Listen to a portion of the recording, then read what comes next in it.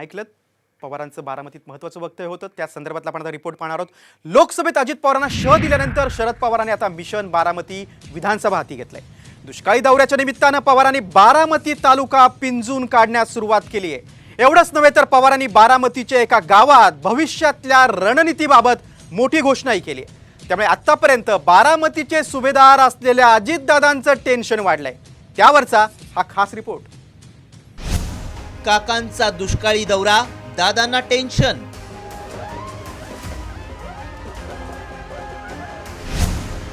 बारामती पिंजून काढण्यासाठी पवार मैदानात.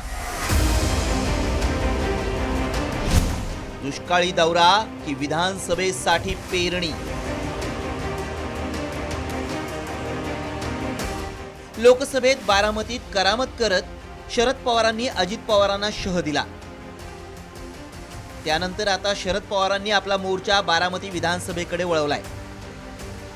विशेष म्हणजे या दौऱ्यासाठी अजित पवारांचे पुतणे युगेंद्र पवारांना सोबत घेत बारामतीचा दौरा सुरू केलाय. त्यामुळे अजितदादांचं टेन्शन वाढल्याची चर्चा आहे. शरद पवारांनी आधी बारामती, इंदापूर आणि पुरंदर तालुक्यात दुष्काळ दौरा करून आधीच वातावरण तापवलंय. तब्बल 35 वर्षांनंतर शरद पवार बारामती तालुका पिंजून काढणार आहेत. शरद पवारांनी बारामतीमधून आपल्या राजकीय कारकिर्दीची सुरुवात केली.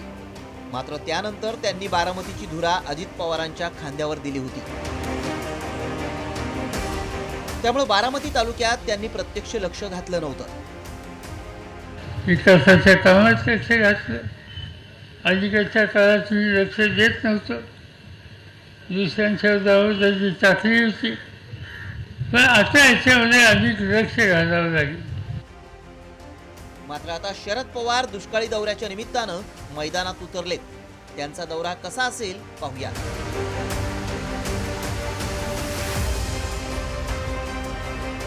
18 जूनला शरद पवार निंबूत, वडगाव, करंजपूल आणि मळेगाव या गावांचा दौरा करून शेतकऱ्यांशी संवाद साधणार आहेत. 19 जूनला गोविंदबागेतून शरद पवार दौऱ्याला सुरुवात करणार आहेत. त्यानंतर सांगवी, कांडज, निर्वागज, ढोरलेवाडी, काटेवाडी आणि पिंपळी या गावांना भेट देऊन शेतकऱ्यांच्या समस्या जाणून घेतील.